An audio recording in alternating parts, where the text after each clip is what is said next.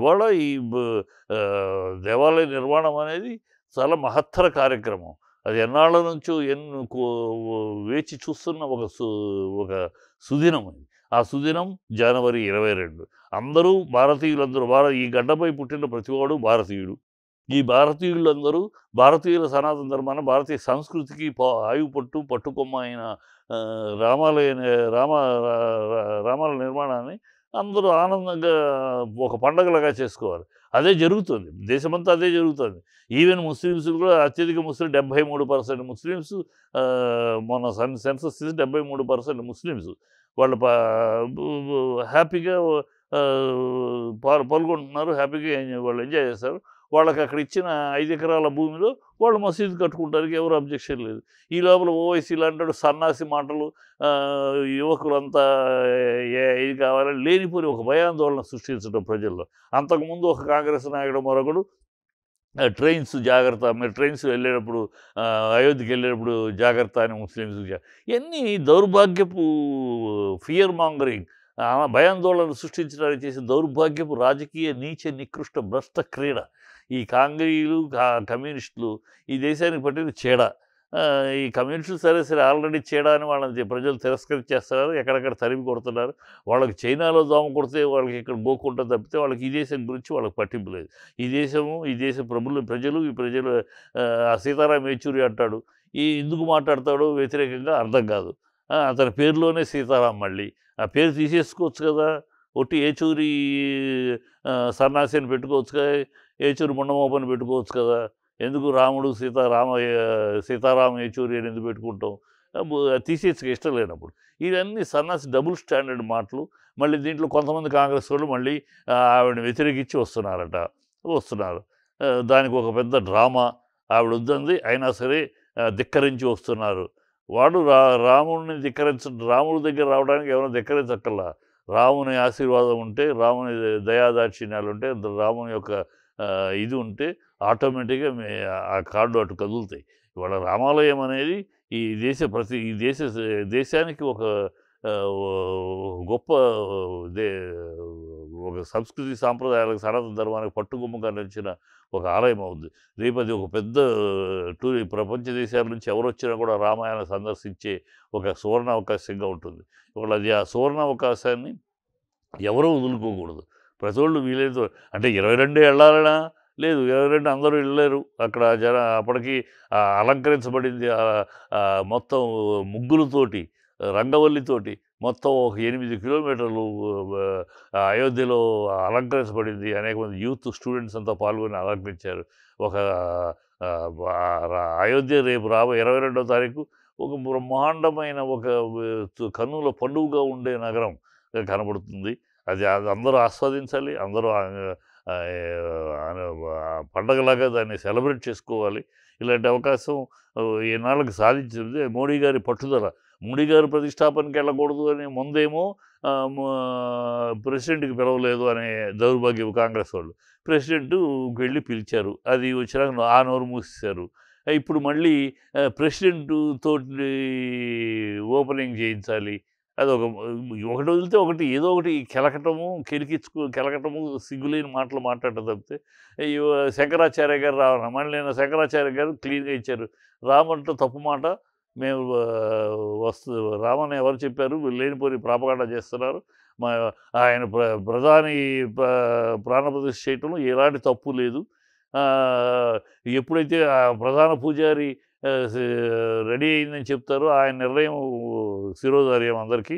ఆయన కంప్లీట్ అయిందా లేదా, ఎక్కడ కంప్లీట్ అవ్వాలి, ఇంకే బ్యాలెన్స్ ఉన్నాయి, అనవసరం, ఇప్పుడు ప్రాణప్రతిష్ఠకి అవసరమైనది రెడీ అయింది అని ఆయన ఎప్పుడైతే నిర్ణయించారో దాని మీద ప్రశ్నించే అధికారం ఎవరికీ లేదు. సో అందువల్ల ప్రాణప్రతిష్ఠ 22 ఇంకా ఫినిష్ అవ్వలేదు.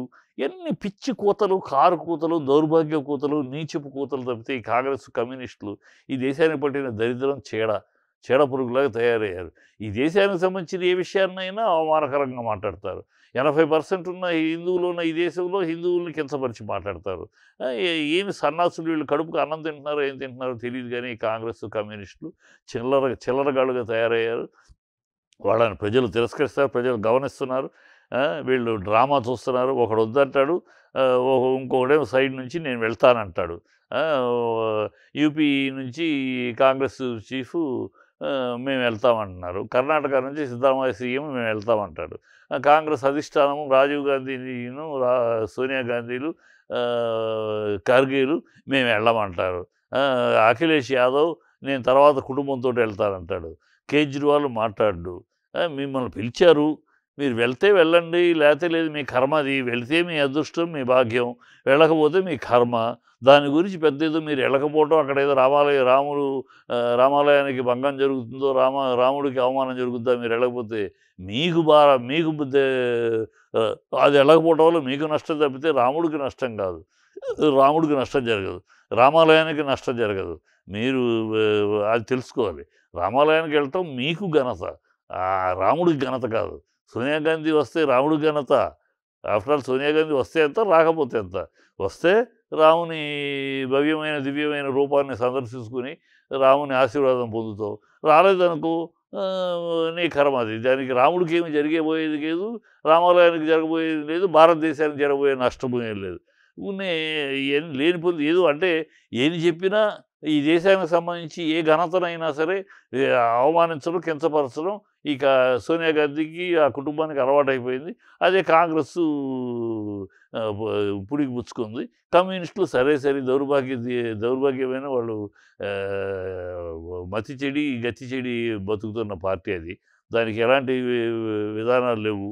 ఎవడో ఒక సీట్ ఇస్తే వాడి కాళ్ళు మొక్కటం తప్పితే వాడికి ఒక విధానము, ఒక పద్ధతి లేదు. నీచమైన స్థాయికి దిగజారిపోయింది. అందుకనే వాళ్ళ సింబల్ను కూడా క్యాన్సిల్ చేసింది ఈసీ. పర్సంటేజ్ ప్రజలు ఇంకా తరమ కొడతారు. కాంగ్రెస్ను కూడా 150 ఈ హిందువులను వ్యతిరేకించే దీంతో ఏదో ముస్లిమ్స్ ఏకమవుతారు ఓట్లని అనుకున్న భ్రమలోంచి ఈ ఎన్నికల తర్వాత అది కూడా బయటపడిపోతుంది. ఈ ఎన్నికల తర్వాత వాళ్ళకి ఆ మాత్రం 50 సీట్లు కూడా వచ్చే స్థాయి ఉండదు. అంతకంత మిగి పడిపోతారు. ఎందుకంటే ఒక దేశంలో ఆ దేశంలో ఉన్న అత్యధికుల్ని అవమానించి మాట్లాడుతూ మేము రాజ్యాన్ని పరిపాలిస్తామంటే ఏ ప్రజల్ని పరిపాలించాలంటే ఆ ప్రజలు అవమానిస్తారా? 80% అది ఉన్న హిందువులను అవమానించి మాట్లాడతారా? నీ విశ్వాసం క్రిస్టియానిటీ ఉంటే ఉంచుకో, నేను రావట్లేదు అని చెప్పు అంతే. దానికి రాముడు మనిషే కాదు, రాముడు అసలు ఊహాజనితము, రాముడు అనే పాత్ర లేదు, ఈ ఎదవ మాటలెందుకు? ఆ కోర్టులో కూడా రామాలయం మీద నిర్ణయం వచ్చేటప్పుడు కూడా కాంగ్రెస్ కపిల్ సిబల్ పోస్ట్‌పోన్ చేయండి, తీర్పు ఇవ్వద్దు ఇప్పుడు, ఆ తర్వాత ఇవ్వడం, ఎన్ని రకాలుగా అడ్డుపడాలో అన్ని రకాలుగా అడ్డుపడ్డారు. అన్నిటినీ అధిగమించి రామాలయం నిర్మాణం ఇవాళ సాగుతుంది. దాన్ని అందరూ హ్యాపీగా నడుపుకోవాలి. భారతదేశానికి సంబంధించిన విషయం ఇది. దేశానికి సంబంధించి ఒక వ్యక్తి, ఒక మోడీకి సంబంధించిన విషయం కాదు, ఒక అమిత్ షాకి సంబంధించిన ఒక బీజేపీకి సంబంధించిన విషయం కాదు. ఇది బీజేపీకి సంబంధించిన విషయం. పొలిటికల్గా అయితే ఇది పొలిటికల్ కాదు. ఇది ఒక ఆధ్యాత్మిక విషయానికి సంబంధించిన విషయం. ఆధ్యాత్మిక విషయం. మోడీ గారు ఎందుకు శంకుస్థాపన చేస్తే, మోడీ గారు ఈ దేశ ప్రధాని అయ్యా, ఎన్నుకోబడ్డ ప్రధాని. ఆయన చేతుల మీద ఏ సంకటం అయినా ఆ ప్రధాని చేతుల మీదుగా నడపడం కరెక్టు. ఇవాళ ఆరంభం మోడీ ప్రధాని గారితో, ముగింపు ప్రెసిడెంట్ తోటి చేయిస్తున్నారు. ఒక పద్ధతిలో జరుగుతుంది, ఒక సిస్టమేటిక్గా జరుగుతుంది. మీకు సిస్టమ్ లేదు, ఏమీ లేదు, మీకు అన్నీ మీకు మీ ఆలోచనలన్నీ అరిష్టపు ఆలోచనలే, మీ నష్టపూరిత ఆలోచనలు. మీకు అలా అనిపిస్తుంది. ఒక మీకు ఎప్పుడు మంచిగా కనపడదు. మీ కళ్ళల్లో కుష్ఠరోగం వచ్చింది, మీ కళ్ళకు కుష్ఠరోగం వచ్చింది, మీ మెదడుకి కుష్ఠరోగం వచ్చింది. మీ మెంటల్ లెపర్స్ మీ లెపర్స్ కనుక, మీ మెంటల్ లెపర్స్ కనుక మీకు ఆ ఆలోచనలు అలాగే ప్రతిదీ వంకరగానే కనపడతాయి. ఏం చేయలేము. ఇలా మెంటల్ లెపర్స్గా ట్రీట్మెంట్ కూడా లేదు కనుక మీ కర్మది, మీ కర్మ అనుభవిస్తారు మీరు. రాబోయే కాలంలో ప్రజలు సరైన తీర్పు చెప్తారు. ముస్లిమ్స్ అందరూ కూడా మీ వెనకాల ఉన్నారనుకుంటే పొరపాటు. 73% ముస్లిమ్స్ ఈ రామాలయాన్ని ఆహ్వానిస్తున్నారు, ఆనందపడుతున్నారు. వాళ్ళందరూ కూడా పాల్గొంటున్నారు. రిటర్న్ లెటర్స్ ఇచ్చారు. రిటర్న్ లెటర్స్ అనేక సంస్థలు, ముస్లిం సంస్థలు రిటర్న్ లెటర్స్, మేము వీఆర్ హ్యాపీ, మేము పాల్గొంటాము, మాకు అలాంటి అభ్యర్థి లేదు. కాకపోతే ఇతర మాస్కుల మీద ఇది ఒక ప్రయాణం కాకూడదు అని వాళ్ళ ఆ భయంలో తప్పు లేదు. ఇది జరిగే మిగతా మాస్కులన్నీ దేశంలో మాస్కులన్నీ చేయాలనే ఉద్దేశం లేదు. ఏ ఏ పా బీజేపీకి కూడా కాదు. అలాంటి ఉద్దేశం ఎవరికీ లేదు. కాతే దేవాలయాలను హిందూ దేవాలయాన్ని కూలదోసి కట్టిన నిర్మాణాలని మళ్ళీ పునరుద్ధరించటం. అది వేరు. ఉన్న మాస్కులు కూలగొట్టడం వేరు. ఉన్న మాస్కులు కూలగొట్టడం అయితే ఇప్పటికి ఎన్నో జరిగాయి. అది కాదు. ఉన్న మాస్కులు కట్టుకున్న మాస్కులు. దేవాలయాలను కూల్చి కట్టిన మాస్కులు. ఆట్లి మీదే మళ్ళీ పునర్నిర్మాణం చేసుకొని మన సంస్కృతిని కాపాడుకోవాలనేది ఒక ప్రభుత్వ నిర్ణయం. అది ఏ ప్రభుత్వమైనా, అది బీజేపీ అయినా, ఏ ప్రభుత్వం అయినా చేయవలసిన ధర్మం అది. మన మన మీద దండయాత్ర చేసి రణరక్త సిక్తంగా దేశాన్ని మార్చి, మన దేవాలయాన్ని కూల్చి, మన సంస్కృతిని, సాంప్రదాయాలను నాశనం చేయాలని కట్టిన మొఘలాయులు, ఆంగ్లేయులు వాళ్ళ కాలంలో జరిగిన దౌష్టికాన్ని మనం సరి చేసుకొని, పునరుద్ధరించుకొని మన మన మన వ్యక్తిత్వాన్ని, మన సంస్కృతిని నిలబెట్టుకోవాల్సిన బాధ్యత అది. అది ఏ ప్రభుత్వం అయినా చేయాలి. గతంలో కాంగ్రెస్ నీచపు పార్టీ కనుక దానికి ఇలాంటి ఉదాత్తమైన ఆలోచనలు, ఉన్నతమైన ఆలోచనలు, దేశం గురించి ఆలోచనలు ఉండవు కనుక ఆ దౌర్భాగ్య పాలనలో అవి జరగల.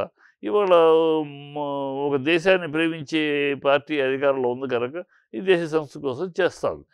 దాన్ని మనం రాజకీయంగా వ్యతిరేకులు వేరు. రాజకీయంగా వ్యతిరేకిస్తాం, రాజకీయంగా విమర్శిస్తాం, అవన్నీ వేరు. ఇది దేశానికి సంబంధించింది. దేశానికి సంబంధించిన విషయంలో రాజకీయాలకు ఉండదు, ఉండకూడదు.